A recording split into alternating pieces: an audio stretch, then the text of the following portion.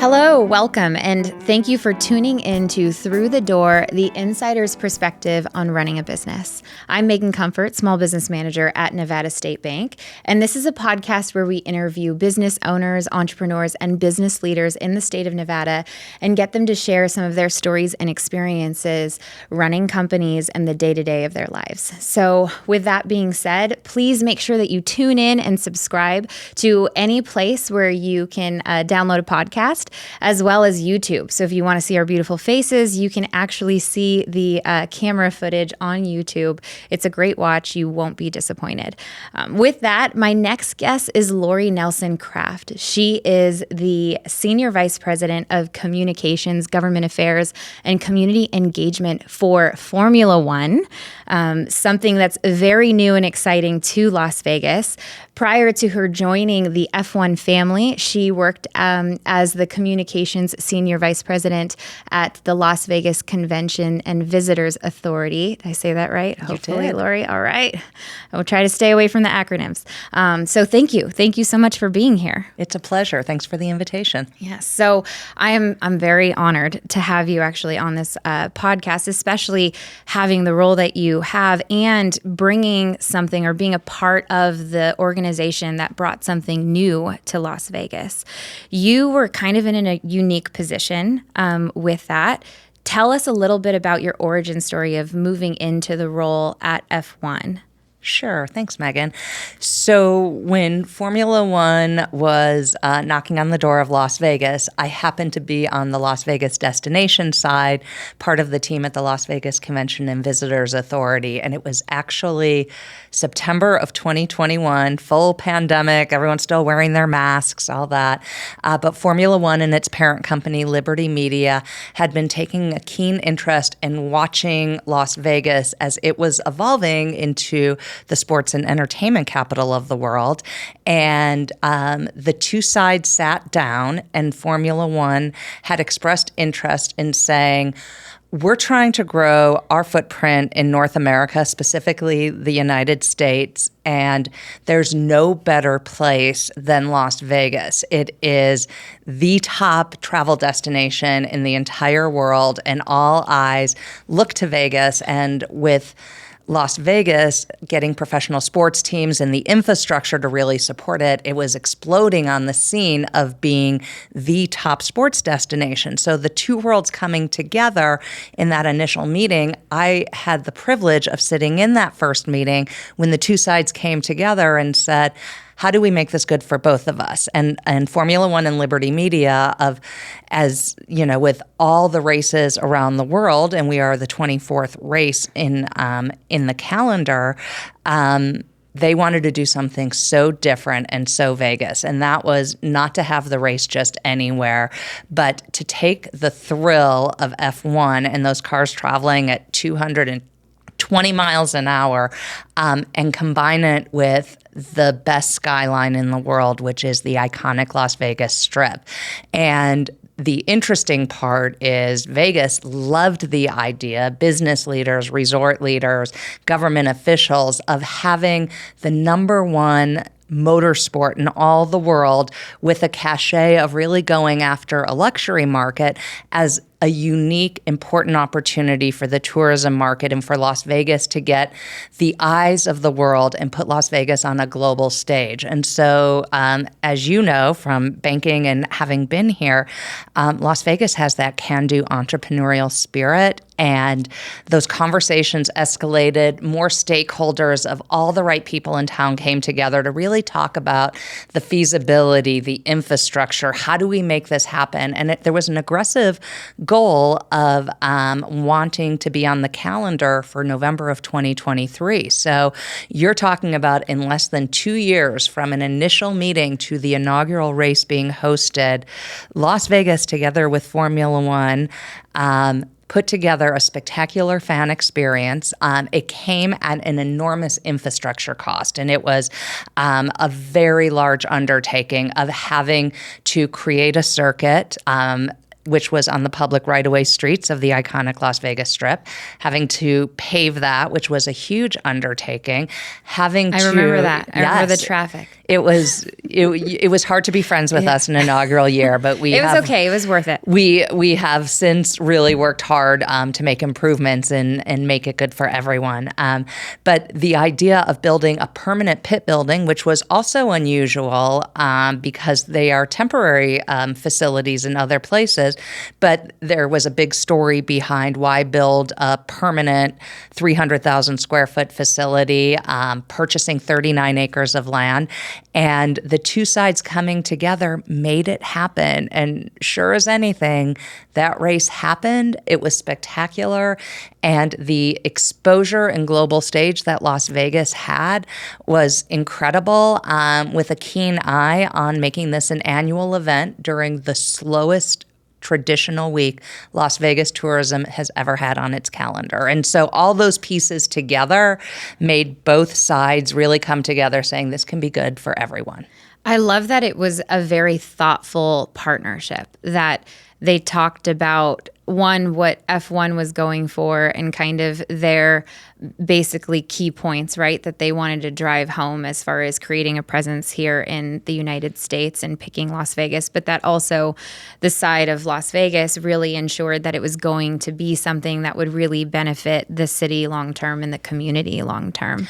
And that was a big piece of it. It is a complex undertaking. It requires so many public and private entities come together, public safety, thoughtfulness on transportation and movement of not just getting locals to move around, but you've got over 150,000 hotel rooms with 300,000 visitors coming in and out every week. And so you really have to listen and plan for and really work through a lot of complex issues to pull off something of that magnitude. Yeah, I would agree. So tell us a little bit about kind of just a little, what I found interesting when you and I had talked actually the other day, you had mentioned that all the other F1 races that have been in the United States have been kind of temporary structures or, temporary circuits, if you will, that have gone through the U.S. And that here, this is a home base, right? You guys have a actual location open all year round for people to actually experience F1 and get the thrill of understanding that sport and the race and the experience, not just during that 1 week that it's here in Las Vegas. But tell us a little bit more about that, because that was new actually to me. I didn't realize that all these other races of F1 were like temporary. So really, really interesting, and I've learned a lot along the way, so Formula One's based out of the UK. Liberty Media's its parent company and acquired it less than a decade ago. And the goal was, hey, and not many people know this, but this year is Formula One's 75th anniversary. It has such deep roots in Europe and Asia, but it didn't have a strong foothold in the United States until almost a decade ago. The first permanent race, came into Austin, and then on the heels of that, Miami, and Las Vegas was the third one.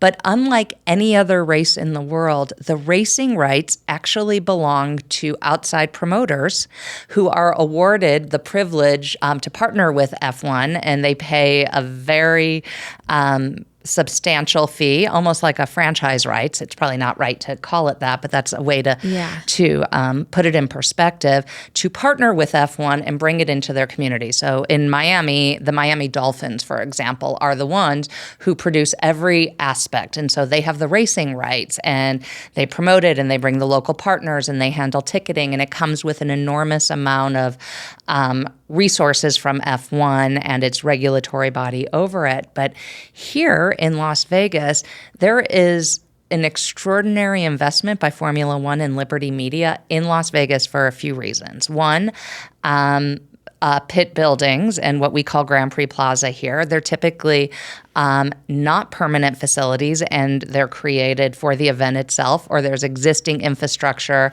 that has come in, or it's used for other things.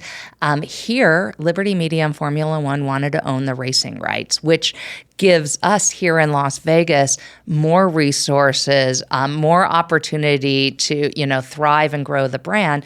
But there was a real keen eye on Las Vegas really becoming the Monaco of North America, and to make Las Vegas, that sees over 40 million annual visitors a year, make that the flagship here in the United States. And so a permanent pit building that we call Prix Plaza, and built on 39 acres of land that were purchased by Liberty Media and Formula One, shows a $600 million permanent investment in that building.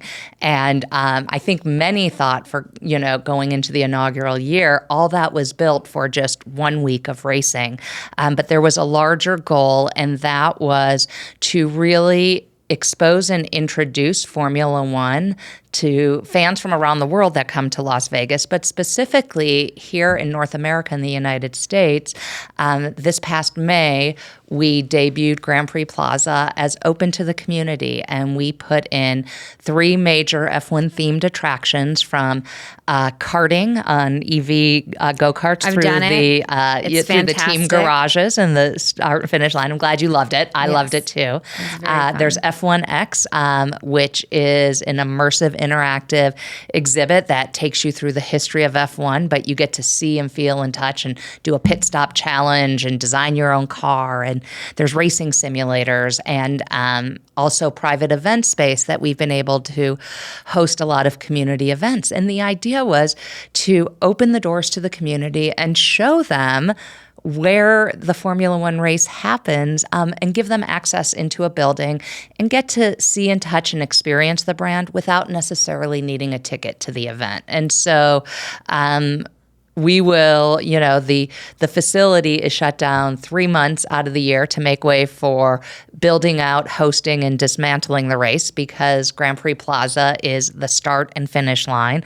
All the team garages are there, and it's the largest fan zone of all the fan zones we have. But after the race, come January, we will put back all those attractions in the event space, and it will once again be open to the community. I feel like only in Las Vegas can you make those things happen. You talk about just such a short timeline from when they initially came here and said, hey, we're looking at doing this in Las Vegas. Like, let's come together and figure out if this would be a good partnership, to the first race. And then all the things that kind of come into play as you're gearing up for having the race, which timing wise is fantastic for our city because of the ongoing economic just boost and growth that it allows us to continue having, especially during slower periods. So tell me a little bit about that economic impact that Formula One has on Las Vegas and on so many of the local businesses that are here. Yeah, well, thank you for that. So, sporting events, and when I was at LVCVA, they have a really robust research department, and really there was a lot of studying going on of what do live sporting events really do for tourism and how do they really benefit. And one of the positive indicators was really demonstrating that when live sporting events came to Las Vegas, visitors would stay longer and they would spend more. And that has stayed true. We're a couple weeks out from our third year race, but coming off the heels of let's take inaugural year out, because that's always a unicorn that performs, and the hype is there. The hype is there, and you've got to normalize and learn from things. So let's look at year 2. Outside of what Formula One benefited from ticket sales and its global partnerships and its merchandise and things like that, Nevada benefited to the tune of an economic impact from just race week alone of $934 million to our local economy. And everyone's trusted friend in economic impact reports is utilizing applied analysis. And we appreciated their insights and their thoughtfulness as they put this together. But when you look at, well, how does that really break down? You look at just alone, I think it was $45 million just in taxes that benefited the state, the county, $15 million of dollars of that went to the schools alone. The temporary part-time labor of nearly 5,000 direct and indirect jobs that happened, a priority wherever we could on hiring local goods and services here in the market if it wasn't too specialized in racing, and where we had to go with an emphasis on that was really a priority as well. And then that final layer of really investing in the community and demonstrating that we are not just an organization that's here for race week only, that we're invested throughout the year and how we invest back in the community. And so those were some really great stats that came out of the report. And LVCVA, together with Formula One Las Vegas Grand Prix, also looked at the multiplier of the exposure, getting the world stage, not just during race week, but, it's one thing when you have over 300,000 unique visitors to your 3-day event. On top of that, it was the global broadcasts for Las Vegas and the millions of commercials on digital platforms and broadcast rights,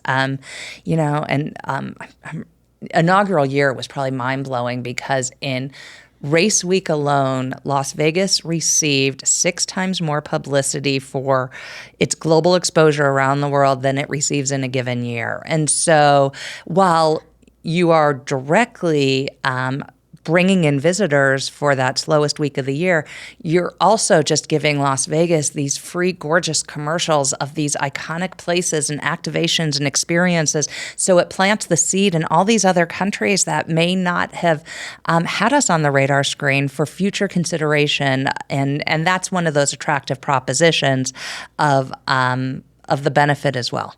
Yeah, I would agree with that. I think a lot of people don't realize when you look at our tourism volume, where it's really coming from, how much actually comes internationally, and the goal to try to increase that. So a partnership with F1 is absolutely makes complete sense. Not only that, just the exposure. I feel like no matter where I go, everyone has a story of Las Vegas. That's one thing that I do love about living in the city is when people see my ID, they're like, oh, you're from Vegas. I live there from this year to that year, or, oh, I passed through. And so it's really kind of a unique city to actually say that you live in. And no, we don't live in hotels. It's a question that we probably get all the time, Isn't right? That funny? It's still a question today. I know. No hotels. There's actually community. It's pretty cool in Las Vegas off the strip too. But I mean, to put us out there with other countries and really focusing on, other countries travel to the U.S., but they might not think of Las Vegas, right? They might think Las Vegas is something entirely different. That's one thing that I love about our city and our constant evolution over time to adapt. There's a lot of cities in the U.S., not to, say anything bad about any other city, but I don't know if there's other cities that can evolve and adapt and change as frequently as Las Vegas has, with just the dynamics and the changing times of what people want to experience. Well said. And, I think you can see the magazine covers over every 5-10 years saying, has Las Vegas, is this the death of Las Vegas? Is this and then ebbs and flows of its coolness and whatnot. But one thing is constant is you can go back over 100 years, 150 years for Nevada and 100 years for the city of Las Vegas, and the county is Vegas is different. It has the entrepreneurial spirit, the can-do attitude. It constantly reinvents itself. And just when outsiders, think we're down and out, comes the next wave. And it's interesting because I think others replicate it. In fact, some of our race components and the activations and the bold things we've done at our events, other F1 races have taken notice, and those global sponsors and partners, and they want to do it the Vegas way. And it's really opened the door for us of other opportunities at the other races too. Yeah, the capabilities of what it could actually become. So tell me a little bit more about the actual F1 experience that's here in Las Vegas, because that's something that I also think is really unique, is it's not just about going to the race and seeing, the cars and obviously maybe putting some money on the winner or whatever the case may be. But it's about really all of these things coming together, like the flavors and the culture of Las Vegas, and a person being able to actually experience everything that the city has to offer during that time here. Yeah, that's a great question because going into it, I wasn't necessarily a motorsport fan. I am a spectacle and event fan. And the really cool part, if you don't know about how it's hosted, is it is a 3-day event. And actually sometimes 4 and 5 days with other ancillary events that come in. But it is, and to say it's just racing doesn't do it justice, because it is a spectacle. It is an out and out entertainment experience from the moment you step foot in a fan zone until you leave. And so 3 days worth of actual racing. So Thursday, there's 2 practices. Friday, there's practice and qualifying. And qualifying says what position the cars will be in when they race on Saturday night. And then Saturday is the actual race itself. And I think also something very different than the rest of the Formula One calendar is most races are on Sunday during the day. We are Saturday night very intentionally. One, to have the bright lights of the iconic Las Vegas Strip as the cars are zipping through and you get those beautiful aerial shots.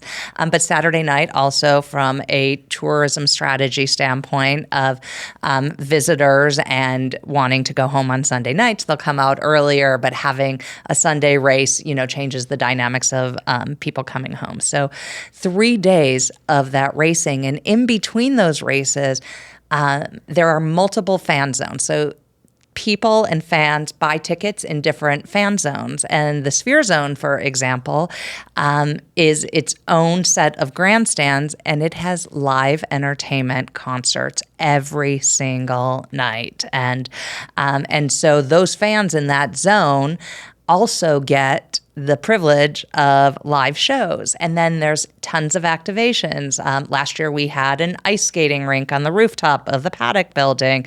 We had a wedding chapel.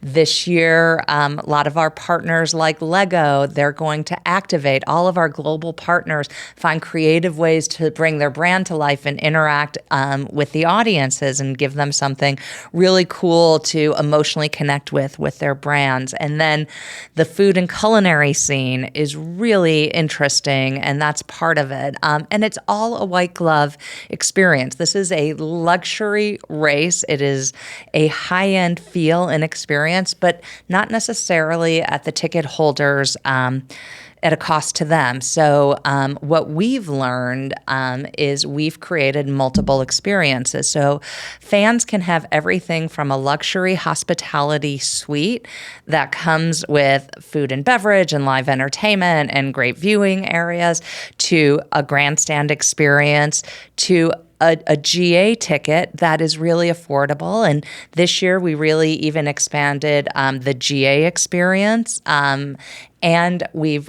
also done single day tickets. And so we've learned too that, while a lot of diehard fans want to be there all 3 days, some people can't be there. So we tiered our ticket prices for Thursday, Friday, and Saturday. So Thursday night becomes a really friendly price point that if you just want to dip your toe in and you're like, I just want to see it, and I don't have the budget, or nor do I want to put a budget towards a 3-day package or a high-end suite experience, you can still get in at those really good prices. And this year, and there's already been a lot of chatter about it, the support race is the F1 Academy, which are the female drivers. And so F1's really made an investment in female drivers and that next generation.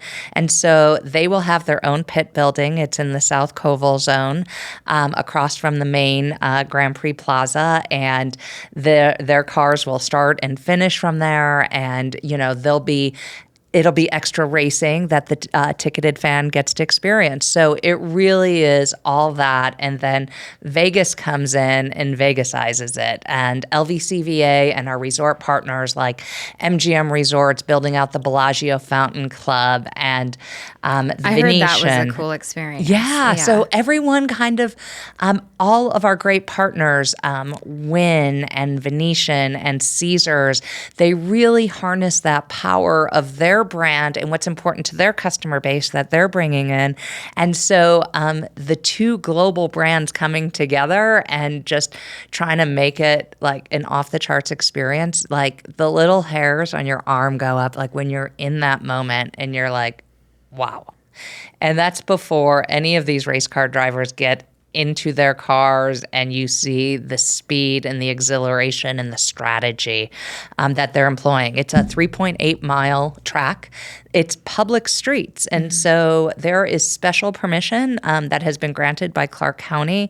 It is a privilege for us to take over those streets. It takes a lot of coordination with a lot of businesses in and around the circuit to make sure that employees can get in, guests can get in, all the logistics of vendors being able to get in and out during those 3 days. A lot of planning goes into making it that spectacular. God, the logistics of just that alone, just thinking about all the ins and outs and all of the things that have to go right and that could go wrong and how you kind of make sure that it's lined up perfectly so that everyone has a great experience. I mean, that's just, I would love to be inside that boardroom when you guys are going through everything. That just sounds like a lot of coordination.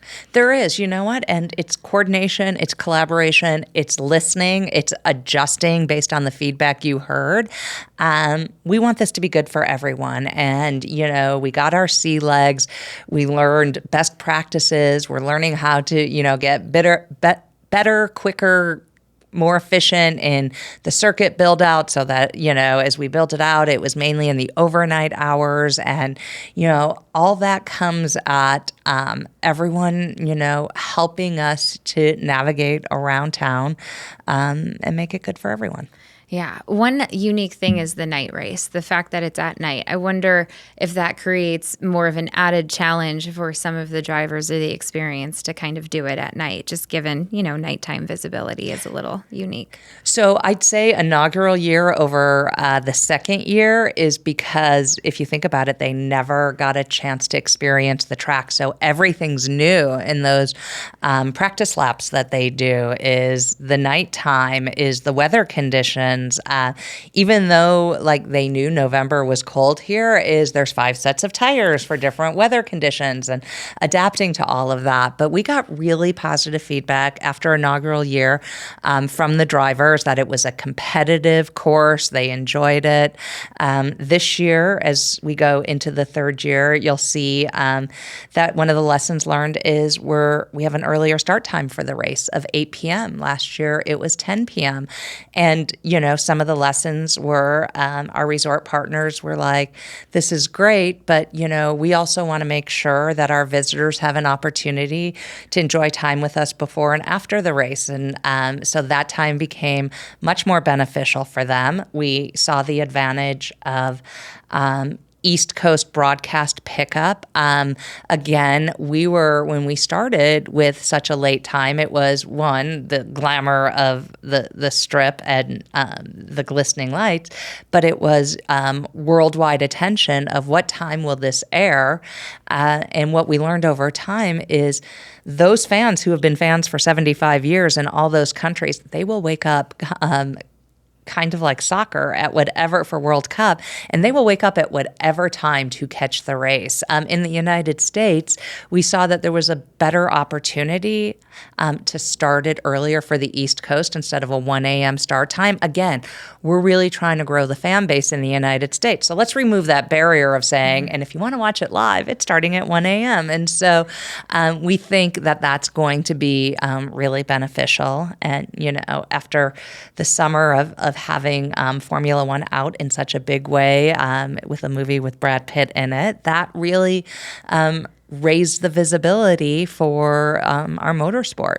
Yeah, I have to watch that movie. I have not seen it, but Brad Pitt is in it. So I'm like, all right. And F1. I mean, it is pretty fascinating. I have friends that are getting more interested in F1. It's funny how the conversation of just the different sports that come to Las Vegas, it really is becoming more of a regular conversation. When before, when we didn't have the nights and we didn't have any sports, like you really didn't have a discussion about really any sports team or anything that was going on necessarily, unless you were just naturally a sports fan.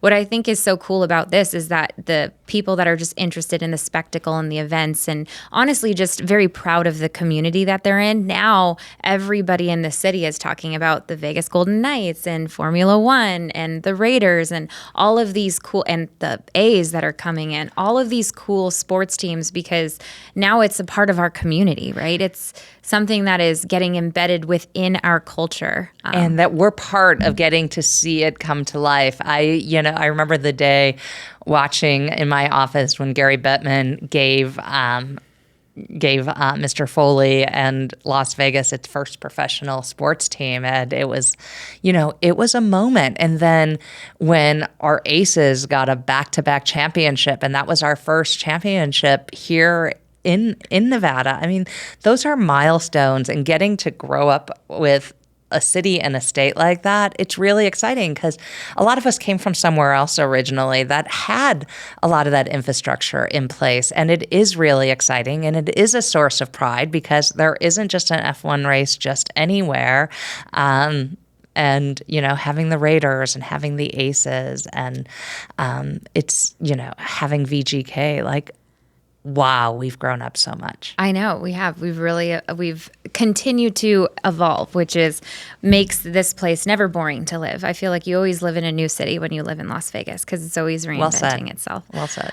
So tell us a little bit more about kind of the increase in popularity in the United States with F1. Has Liberty Media and F1 seen kind of an uptick in interest from the United States in the sport now that they've kind of made a home here?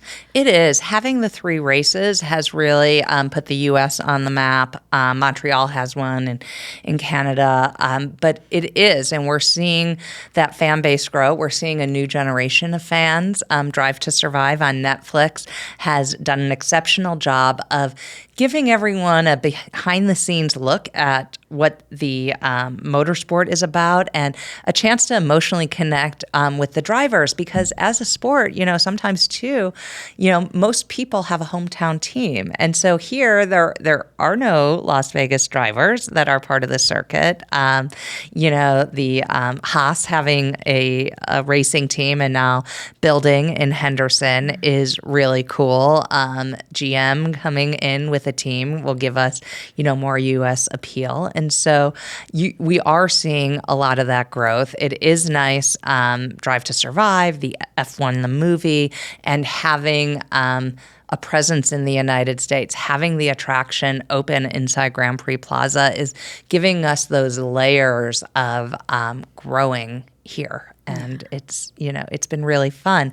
And, I've got teenage nieces and nephew here, and on their own, they are finding their way into the sport. And my nephew, outsmarts me all the time and tells me things about drivers I don't even know. And so that's really cool to see. And you see more of that. And last summer, we had gone into the cities of North Las Vegas and Henderson and done a big ticket giveaway, and we wanted a chance to introduce ourselves out in the community, so we activated at some of those parks. And you're not sure when you kind of put it out in the universe of, hey, come out and interact with us, and you have a chance to win tickets and all that. When we saw real fans in Las Vegas, the locals coming out, and they had team shirts and team hats, and you could start to see that those seeds had really been planted on their own, that we really do have a lot of fans here in Nevada that on their own have found F1, and then that multiplier of now it's here is really cool to see how it's coming together. Yeah. The excitement of it all, I think, is probably one of the most intriguing and like biggest drivers, even for people that aren't necessarily initially F1 fans, just being able to experience something that's been around for 75 years, that is world renowned, that is everywhere. And actually during COVID, I think I watched the F1 docuseries through Netflix, just because, COVID time, you really didn't do much but watch Netflix. I feel like there was a lot of streaming surged, yes. astronomically during that time. But it really did. It made you understand that there is a strategy, the uniqueness of it, just the team aspect of the F1 races and everything that's poured into it outside of just the driver itself, to make the whole thing work. It's really a unique kind of experience. Yeah, and there's a lot of synergy, like the career opportunities and the career paths in Formula One and the engineers and all of that is needed in there. It kind of opened the doors for us too on the community front of really, and we made it one of our community pillars was STEM education's really big here in Nevada, and there's so many schools that focus on it. And so we've really been able to use the power of the careers in racing as an opportunity to open the doors of Grand Prix Plaza and get kids excited about potential careers that they could have in racing. You don't need to be a race car driver, but I love that. Wow, to see those careers, that's something we can use our power for, and getting kids excited about what their careers could hold. So tell me more about that community engagement aspect. That's something that I find very unique that F1 has really kind of leaned into. Any big organization that's coming into a community, you would hope that they would engage with the community and truly be invested in just the overall infrastructure and how they can give back. There's been so many nonprofits that I've been a part of just through Nevada State Bank that really there's giveaways of F1 tickets and, different initiatives that you guys do to really just kind of add value to every organization that is within our community. I love that you bring up the STEM, schools that are here in Nevada and trying to engage kids as well from a career perspective, not just come watch the races and be interested in F1, but there's a whole world here that's going to open up for you to understand and learn about that you can build a path towards. Yeah. Well, thank you for asking. And it's one thing I'm exceptionally proud to be part of Formula One Las Vegas Grand Prix is that leadership at the top has made our commitment to the community a priority and really saying we're not just here for race week. We are invested in being here 365 days of the year. We care about this community and we want the community to understand that. And it starts with we have a fully local team here. This year we are 140 permanent employees that year-round work on our in behalf. Las Vegas? In Las Vegas, Oh, wow. specifically for Las Vegas Grand Prix. And so it starts there of our investment in the community. But what we did is we really said, who do we want to be and where can we make the biggest impact? And so we focus on our community pillars, which again, kind of feed into the F1 ecosystem. So sustainability is really important to F1. It's really important here in Nevada, in Southern Nevada. We made that one of our pillars. STEM education and being able to use our influence, our resources, and our power in that space was natural. Helping small businesses and investing in utilizing local businesses and helping them succeed was a big one.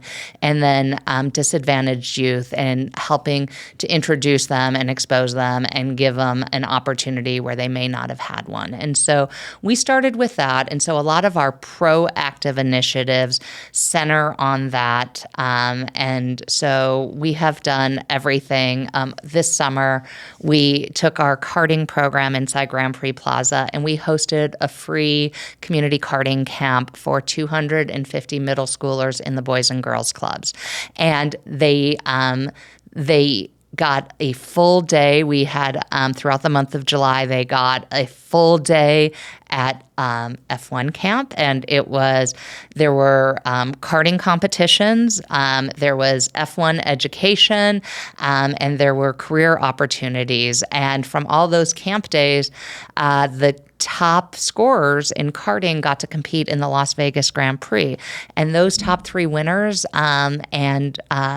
will be our guests at the race. And so we got to, do things like that. And then the following week, we opened our doors and hosted a back to school event for 2,000 foster care families that are part of Clark County Family Services. And so those are just a couple examples of what we've done, kind of in the spirit of being able, we want to touch and help as many charities as possible. And so going into the fall, we did a 100K community giveaway, and we did a call for nominations to invite other local charities that may not have hit our community pillars to have an opportunity to secure one of 5 $20,000 grants. And so those are some of the things we do. We use we get a ticket allocation that we've gone out to so many nonprofits that,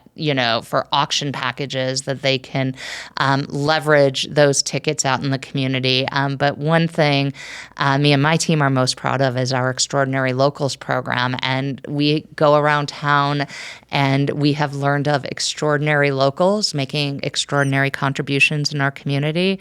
And we parachute in and we surprise them and we invite them to be guests at our race. And so those are just a few, and that's before we even, before we get that amazing call from Make-A-Wish to learn one of their kiddos, their dream is to go to an F1 race. And we don't just invite her and her family to the race, but we sneak them in the night before the race to the paddock area where all the race car drivers are and gets a behind-the-scenes tour. And then when we learned that Charles Leclerc was her favorite driver, we reached out to his team.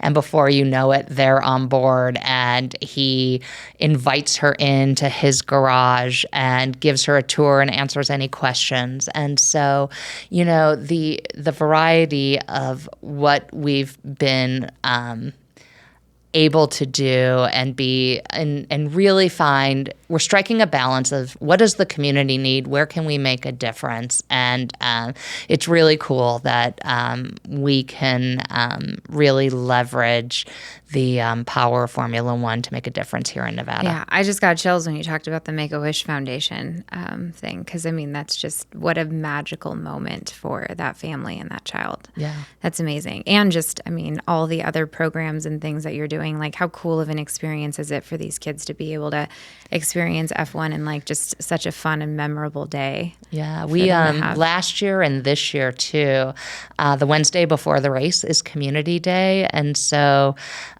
last year we brought in 600 middle school students that were a combination of STEM focus or from the most challenging neighborhoods, and CCSD helped us figure out those 12 schools, and they got a behind-the-scenes day, an exclusive tour behind the scenes in and out of the garages. They got to meet with different careers in racing, and then Lewis Hamilton was a surprise appearance at the end of the day just to really inspire them, and that started the day. And at the end of the day, we were able to invite in a dozen students from UNLV School of Engineering that were part of the racing club, and they got to meet with 3 different teams in their garages and do Q&As and ask questions. And so it's really cool that we have all this real estate, and then First Nevada that really celebrates STEM, and they do all these really great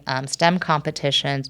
Their kids got to be our grid kids, and they were lined up during the national anthem, each of them with a different race car driver. And so it's really great that even during race week, our community has a chance to really be part of these festivities. Yeah, can I be a janitor, part-time, just during those moments, and then I can kind of experience the same thing. I mean, that's so neat. So outside of F1, and I love that you talk about these community pillars. Was that something that you brought to the table when they recognized, like, we really need somebody that is local within the community, that's been in Las Vegas, right? That understands this community, that's been engaged for many years. Like, tell me a little bit about the creation of those pillars and how you saw value. I love that you talk about that. And then you also talk about, even if you're not within these pillars, but you're part of this community, we want to figure out as a company how to give back. Yeah. So that was a great collaborative effort, and that had a lot of input from all of our stakeholders. And part of it was, what do we do really well? What's in our DNA? Where do we have extra resources? And so you're really merging, how do you understand Nevada? How do you understand Southern Nevada and its needs? And how do you harness the power of what you have and bring them all together? So there were a lot of great minds that came together. There is nothing I will take credit for there. What I can take credit for is that I have 3 decades of knowing and loving this community, and having worn the community communications hat for so long, whether it was my 14 years at Station Casinos or in the role today, is helping Formula One as they were getting integrated in the community, understand who we are, how unique we are, and that, I think every company has that realization when it comes here. It says, I am going to bring this fabulous product or service here, and Vegas is just a little different, and we care so deeply, and we just where I think I was probably helpful is, how do we really introduce ourselves the right way? How do we go out in the community and make sure we're listening and we're doing things that matter to the community? And I think that just comes with having lived here for a really long time. There's so many great causes out there, and like any organization that wants to give back for the right reasons, you can't be all things to all people. So what you try to do is try to pick a few things you can do really, really well that make the biggest and best impact, because you just can't say yes to everything. I love that you brought that up. I think that's one thing that a lot of bigger companies, or just any organization, can get lost in when you're trying to be everything to everyone. You really start to lose the narrative on what is important and where you can add the most value. F1 is nailing it when it comes to community engagement and just all of the amazing things that you guys are doing, not just with like kids and education and all of those other initiatives, but also just with every organization that's here, and some of the things that I've been able to attend just to get exposure to F1 and the Grand Prix Plaza. And it's just been such a cool experience that you talk about in the community when you're, among friends, and like you get to say like, oh, I had That's little mini met, burgers. I had such a wonderful happy hour at the Grand Prix Plaza, and got to race in the cars and things like that. Naive, actually, for me, I was like, oh my God, when I saw the email come through from Sandy Milton, our marketing director here, I was like, I think I get to drive in a real F1 car. And my husband was like, no, they would never let you touch that car. It's like way too expensive. And I'm like, are you sure? I'm pretty sure I get to drive one. He's like, no. You got the replicated smaller version. Hey, it was I so don't think this fits in an F1 car, nor my lower back would do well with I know. it. I was like, I'm pretty sure I need to wear sneakers. But regardless, it's a beautiful facility. And yeah, the experience is so cool. And I didn't get to do the virtual one, although I do want to go back and check it out. I will say, so I'm not as good at the virtual simulators as I am at karting. So I've got a ways to go with simulators. I think you got the right one. The karting has just been off the charts. And it actually is a feeder. Lewis Hamilton told the kids last summer that he got his start 8 years old in karting. And so it is a first introduction. There is a more sophisticated karting beyond what we are offering in the competitive world of like where you take it next. But that's exactly what our CEO, Emily Praser, wanted when we stood up the karting camp for the Boys and Girls Club was she goes, and if there is a glimmer of someone who really has potential, we can look and see how we can invest in them. And so one of the things she's charged us with on the heels of coming out of this year's race is creating a karting league as well, and starting similar to the other sports of introducing it to kids and giving them more of an opportunity to experience it. And if there is, there could be a future racer that comes out of Las Vegas. That would be her. That is her big hairy goal, is to bring those worlds together. Now I feel like it's going to happen. I can already tell. So you mentioned something earlier in the conversation that I kind of want to circle back on just a little bit, because it is something that I've heard just being in my role as the small business manager. A lot of small businesses and local businesses here being able to interact and engage and do business with F1, and just some of the things that have really helped those businesses continue to grow and grow within our community.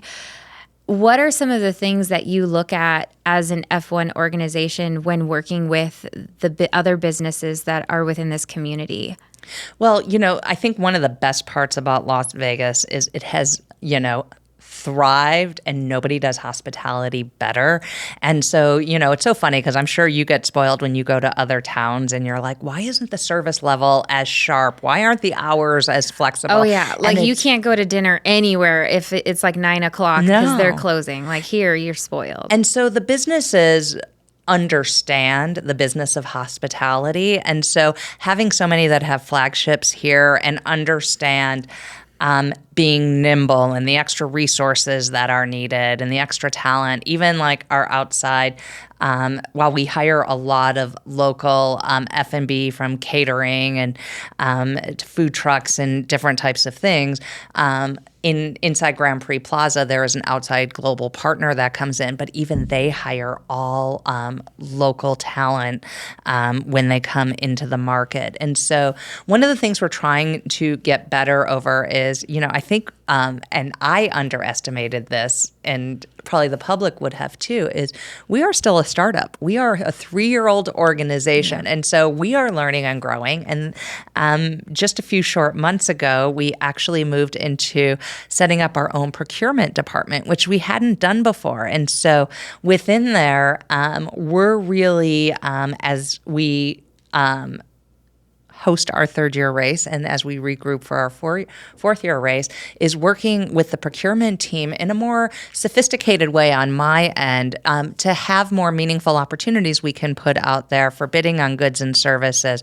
But leading up to that, each of the department heads, they all came from different areas of hospitality here in Southern Nevada anyway. And so they were really accustomed to working with and knowing a lot of the local groups of the goods and services that we need being available to us. And so our hope is, as we plan for year 4, there's more opportunity for like those smaller businesses, whether not just us, because we make an enormous commitment to using local talent, but the teams that come in from out of the market, the global brands that come in from out of market, making sure that if and when they need local goods and services, we've paired them up and we know what they need and we can help facilitate those conversations. That's the bigger, hairier goal that we'd like to have. Now, a lot of them, the global brands, they do because they come in and activate in Las Vegas for other conventions and things like that.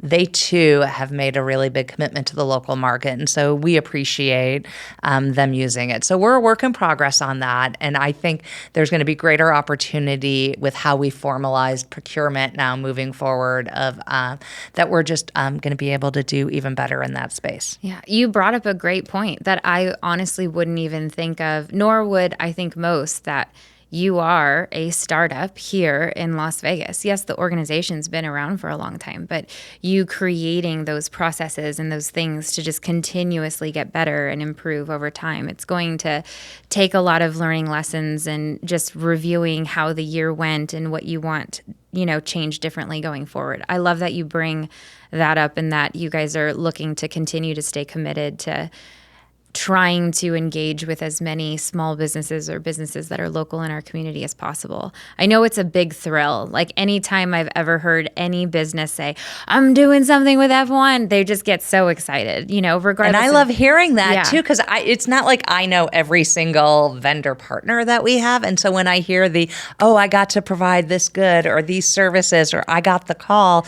and then the smile is, that's a source of pride for me, because I love me some Las Vegas. There's a reason I've lived here 30 years. I really am proud, and I love knowing that I get to represent an organization that equally wants to do right. Mm-hmm.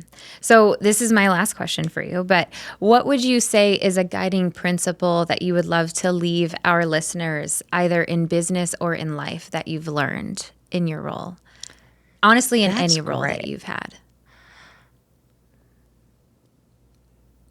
For me, it is if you say you're going to do it, do it. Like, I am all about say what you mean what you say, and that follow through is your reputation and the reason why when you walk into a room, people trust you and you can have their ear the next time. You may come back wearing a different hat, representing a different organization, but if they know you and that's what you live by when you walk into a room and how you work with people, that goes a long way. I love that. Yeah. Say what you're going to do and then do it.